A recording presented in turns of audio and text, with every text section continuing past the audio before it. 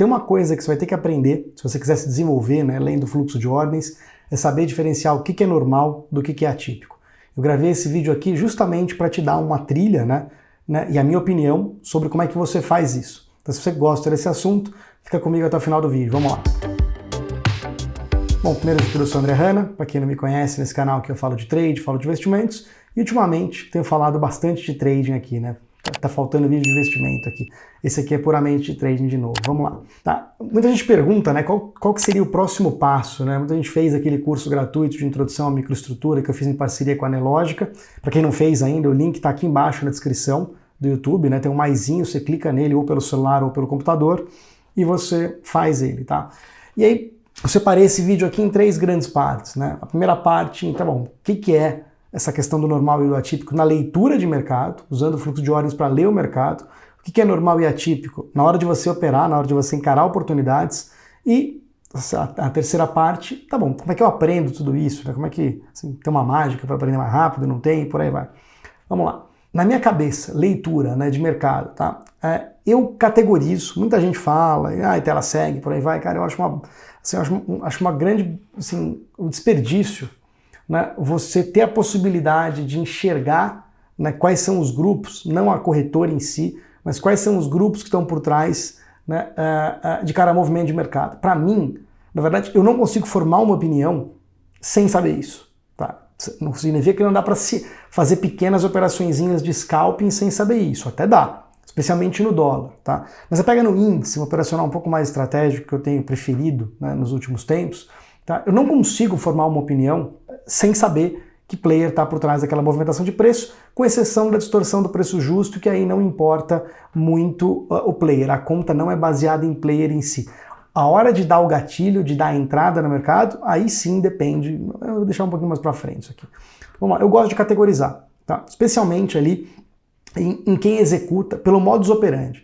Quem executa com robô low frequency, que é aquele que tem um lotão, tá?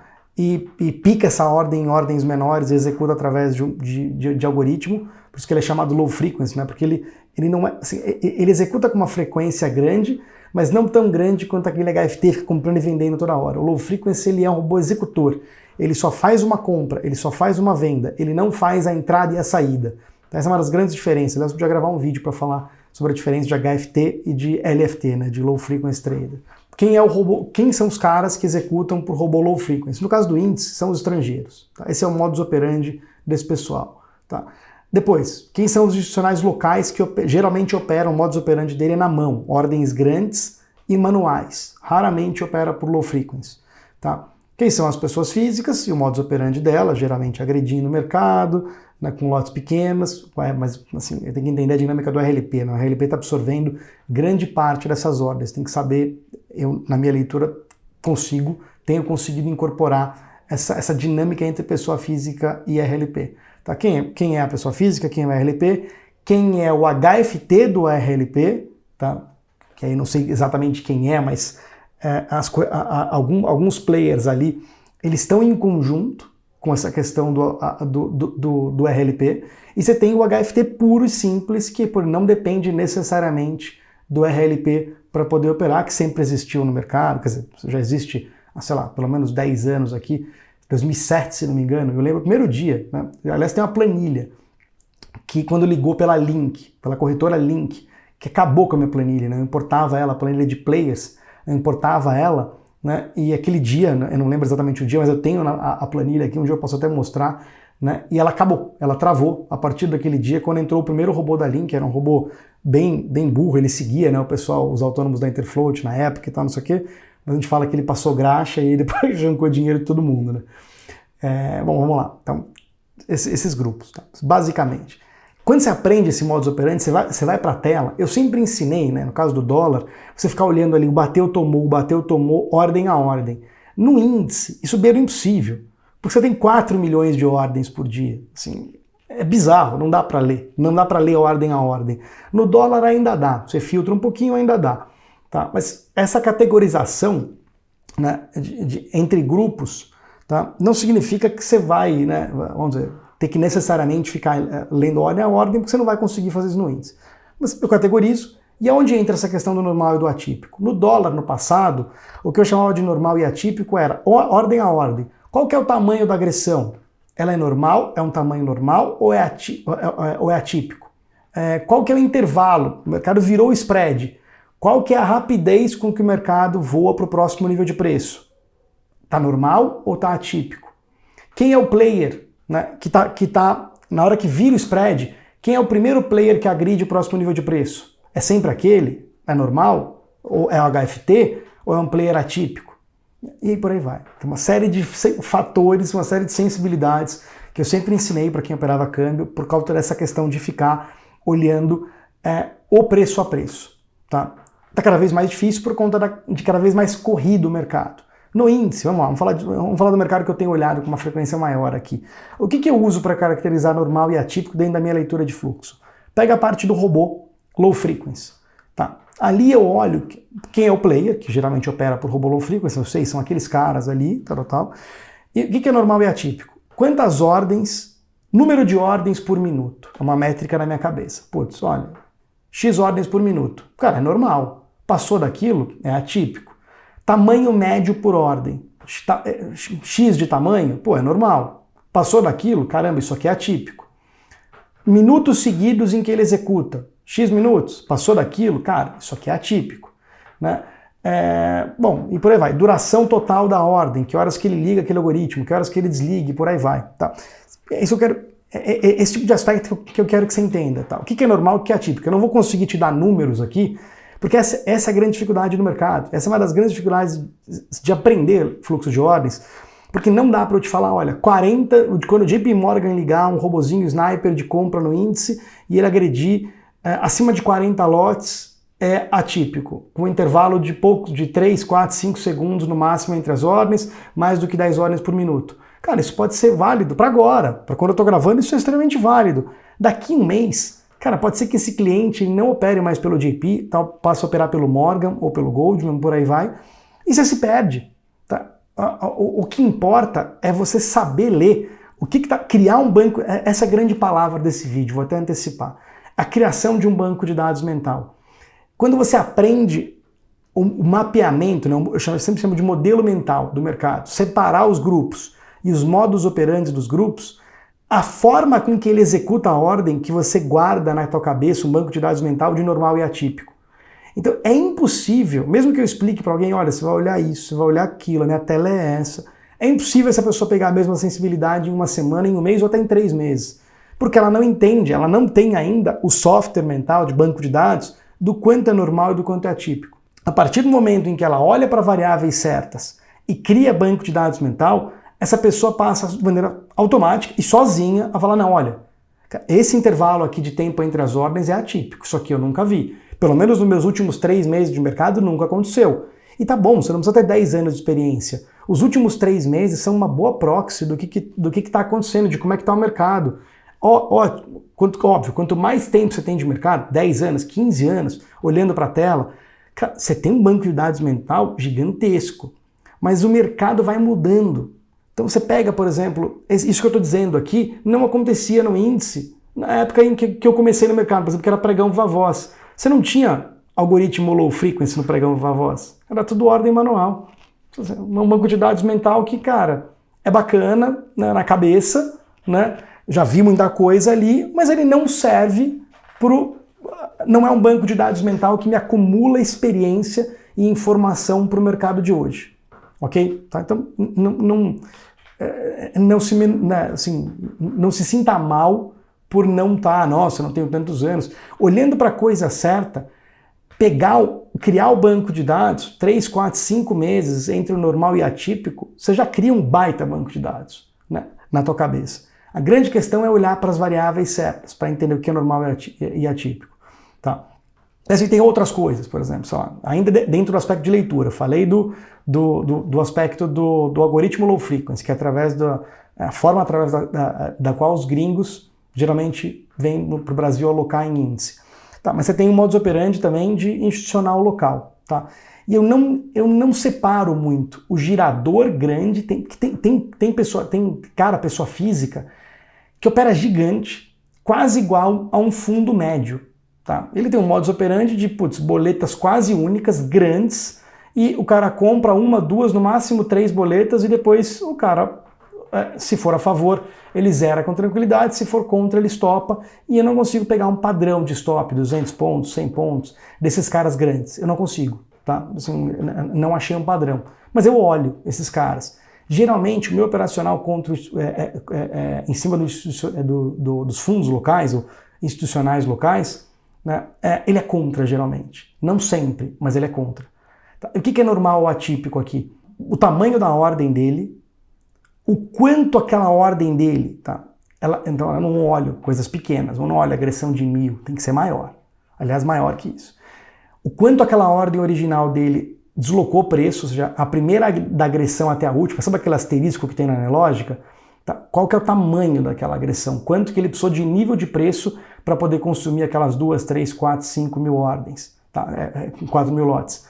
3 níveis de preço, 4 níveis de preço, 5 níveis de preço, isso eu monitoro. Quanto mais ele deslocar, mais vácuo de liquidez vai dar, mais eu quero pegar a volta. É um operacional muito curto. Eu estou abrindo muita coisa aqui, viu? Tá?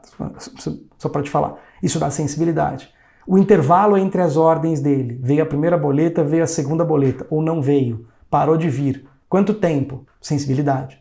Tá? Pote da pessoa física, leitura ainda também. Isso é um pouco mais difícil de você visualizar, uma coisa que eu estou tendo que exportar os dados e fazer um cálculo fora do Profit. O quão rápido enche aquele pote da pessoa física e o quanto ele transborda para o mercado. É um conceito difícil de explicar aqui, né? Assim, o RLP absorve um tanto e depois ele joga o resto para o mercado. Ele não quer mais dar liquidez na ponta contrária. É nessa hora que você percebe que a posição técnica das pessoas físicas ficou desfavorável, é para fazer a posição contrária delas. Para quem não sabe o que é posição técnica, eu vou deixar aqui embaixo também na descrição o vídeo em que eu explico só o que é posição técnica. Tá? Então vamos lá. Tudo isso vai te dando um banco de dados, olhando para essas variáveis, vai te dando uma noção completamente realista do que está acontecendo no mercado. Por quê? Primeiro, você está lendo o mercado, você está separando por trás de cada movimento quem é o grupo por trás daquilo. E aquele grupo está agindo de forma normal ou atípica. E aí entra para o segundo grande grupo, a parte da conversa que eu ia falar aqui, né? Que é a parte operacional. Tá? Primeira parte de leitura. Tá bom, então entendi, né? O cara está executando por um algoritmo low frequency e você usou aquelas métricas. Tá? O cara está executando por ter o pote da pessoa física e você está usando aquelas métricas. Tá? Então, na hora de operar, como é que é a questão do normal e do atípico? Pega o exemplo de hoje mesmo. Tem um cara, né, que eu tenho trocado ideia bastante, aliás, está fazendo parte desse novo projeto que eu vou entrar em breve, alguns sabem, outros não sabem, já falei algumas vezes no Instagram, né, de voltar para o educacional de trade, inclusive até um pouco mais próximo, né, de quem for aluno e por aí vai, né, no dia a dia ali, né, participando de algumas partes do pregão, né, lendo o mercado junto. Tá? E aí ele falou, pô, André, hoje mesmo. Você percebeu hoje pelo a Merrill, né, comprando um TWAP no padrão? Eu falei, cara, percebi. Né? Então, ou seja, é um algoritmo low frequency, tinha cara de gringo, comprando. Qual que é a questão? Quando você abre, né, quantos lotes por minuto ele estava comprando, era 10 lotes do padrão por minuto, equivalente a 50 do mini por minuto. É muito pouco. É um TWAP, é um robô que, te dá um indício do próximo passo, porque ele compra, como você fala, cara, esse cara tem um lotão. Mas o impacto por nível de preço, ele é pouco representativo. Você pega 50 contratos do mini, ele representa o quê? 1/6, 1/7, 1/8 de quanto tem na fila. Ou seja, aquele TWAP sozinho não consome liquidez a ponto de mudar o spread, de fazer o preço subir ou cair. Ele ajuda, 1/6 da fila, mas é pouco. Eu quero algoritmos que pegam pelo menos metade da fila para ir junto com ele. Então, esses caras eu não dou front running nele, tá? Porque ele é normal, ele é abaixo do normal, na verdade. Ele é abaixo do que seria um tamanho médio para me dar o trigger de fazer front running naquele algoritmo low frequency. Só para ficar claro, esses algoritmos é aquele quando eu percebo que ele liga nas primeiras ordens, dentro do primeiro minuto que ele vai executando ali, né? Veio a primeira boleta, veio a segunda, paga junto com ele, ou no caso da venda, né, vende junto com ele e espera as próximas. Perdeu o ritmo, cai fora. Perdeu o ritmo, né? Normal e atípico, perdeu o ritmo, cai fora. Ele mantém ou vai aumentando a intensidade, cara, vai surfando junto com ele. Tá? É isso uma das operações que eu tenho feito em cima do algoritmo low frequency é essa. É dar front running logo no começo das ordens dele. Não adianta pegar 5 minutos depois, 10 minutos depois, cara, acabou. O teu risco-retorno, assim, até pode dar certo, mas o teu risco-retorno é péssimo. Eu não entro. Eu entro na origem. Perdi a origem e espero a próxima. Espero ele desligar, ou entrar um outro algoritmo na parte contrária, ou ele desligar e religar. Aí, ok, na origem. Tá? E outra questão também do pote da pessoa física. Sei lá, tem dado entre 10 e 20 operações no índice, com uma certa frequência quase que todos os dias. Tem um ciclo mensal, né, em que a pessoa física é mais ativa e menos ativa, mas na média, entre 15 e 20, até alguns dias até com 25 operações com base no pote da pessoa física. E tem horas que, assim, ela é normal, ele só enche o pote, transborda um pouquinho e é a hora que o HFT vem e estopa, busca um stop. E tem hora que transborda praticamente o dobro daquilo. Nessas horas que transborda o dobro, na minha concepção, eu tento aumentar o lote um pouco e tendo buscar um pouco mais de pontos. Porque o stop, se o pote encheu mais, o stop de parte desse pote, que é o que eu busco, ele naturalmente tende a ser um pouco maior. Tá? Normal e atípico. Tá? E eu tinha falado também que ia falar nesse vídeo aqui também, né, como é que aprende isso, né?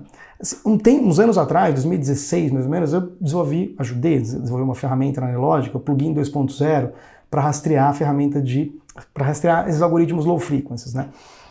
E cara, assim, na época, né, eu saí da empresa da qual eu era sócio, quando eu falo, às vezes, quando eu estava na outra encarnação, né, quando eu era sócio dessa empresa, e eu vendi a minha parte, cara, e assim, sai um pouco do educacional, e o desenvolvimento parou nesse aspecto. Esse tipo de ferramenta, ele te ajuda a enxergar a informação. Você vai conseguir enxergar esse tipo de informação, aonde tem algoritmo ligado, te mostrar a tela em que mostra ali quantos lotes por minuto e por aí vai. Mas não adianta nada se você não pratica. Você precisa de ferramental certo e você precisa de prática. Não adianta ter o ferramental e não ter prática, não ter tempo de tela olhando para a tela certa, com a cabeça, né, sabendo o que você olha. Tá? E grande parte dessas funções, né, do plugin, elas não foram atualizadas ou até corrigidas por coisas que eu sugeri na época e que não se provaram corretas para a época. Acontece, você faz uma versão beta e depois vai corrigindo, ou para a nova dinâmica do mercado. Né? Entrou um player novo extremamente relevante, que é o RLP. Tá? E essa ferramenta não tem nada sobre isso. Tá? Eu estou em contato com eles já, né, para a gente refazer algumas coisas, né, readequar o que está errado, né, nas coisas que eu desenvolvi e acrescentar coisas novas que estão mais adequadas, assim, mais coerentes e alinhadas para capturar a dinâmica atual de mercado. Mas, de novo, não adianta nada sem você ficar ali debruçado horas e horas e horas, olhando para aquilo, acumulando banco de dados mental para entender o quanto é muito e quanto é pouco. Nessa ferramenta, um dos pontos que eu fiz lá atrás, 2016, tá, foi... Eu lembro que eu pedi para colocar 5 estrelas, né, comparar, né, com os últimos 20 dias ou 100 dias, eu não lembro quanto eles conseguiram pôr no banco de dados, para ranquear. Putz, aquele algoritmo do Morgan que está ligado, né, no histórico do próprio Morgan, tá, ele está em que posição? Eu tinha pedido 100 dias. Em que posição que ele está? Ele está no ponto mais forte dos últimos 100 dias, vinha um ranqueamento de ele está no primeiro decil ou ele tem 5 estrelas, categorizou por estrelas. Tá? Se ele está nos primeiros 20%, de 80 a 100, né? Se ele está com uma força, né, entre os 80%, maior do que 80% dos últimos dias, ele vai estar ali não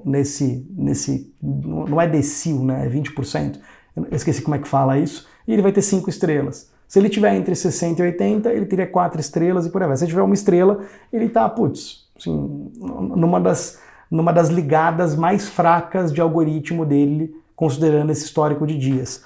Mas também foi uma ferramenta que não teve uma calibragem. A ideia foi boa na época, eu lembro que eu usei, né, um pouco, uso ainda, mas tem muita coisa inconsistente com os dados atuais. Então, ajuda. A ferramenta certa te ajuda a criar um pouco de sensibilidade. Mas tem que ter prática, porque, assim, todas as outras coisas, a ferramenta não vai te falar, olha, esse aqui é institucional, esse aqui é varejo, você precisa de conhecimento de microestrutura para isso, você precisa desse conhecimento prévio. né, para conseguir categorizar as coisas, tá? Tela com informação correta para ver as coisas e tempo olhando a coisa certa para acumular banco de dados mental e saber quanto é muito, quanto é atípico. E tem um parênteses final aqui. Ah, André, cara, agressão grande. Ah, então quando eu olho uma agressão grande, ela é atípica, eu vou junto com ela? Cara, isso vai ser tema do próximo vídeo. Não faz isso. Pelo contrário, na minha cabeça, quanto maior a agressão de compra, menor a minha propensão a comprar. Mas isso é tema do próximo vídeo. Tá? Se você não está inscrito no canal ainda, cara, cria vergonha nessa cara, se inscreve que você não perde nenhum conteúdo quando ele for publicado. E sério, se você gostou desse vídeo, curte aqui, o YouTube entende que ele é bom, mostra para outras pessoas, se ajuda a desenvolver o canal também. E sério, comenta aqui embaixo, se já tinha percebido isso, se você tem esse banco de dados mental acumulado, se você não tem, o que falta, se você gostou ou não gostou, ou uma sugestão de tema para o próximo vídeo, né? Diferente dessa da agressão, que ela já vai estar, né, sobre a agressão grande ou não, que ela já é pauta de qualquer jeito aqui. Espero que você tenha gostado, abraço e até a próxima.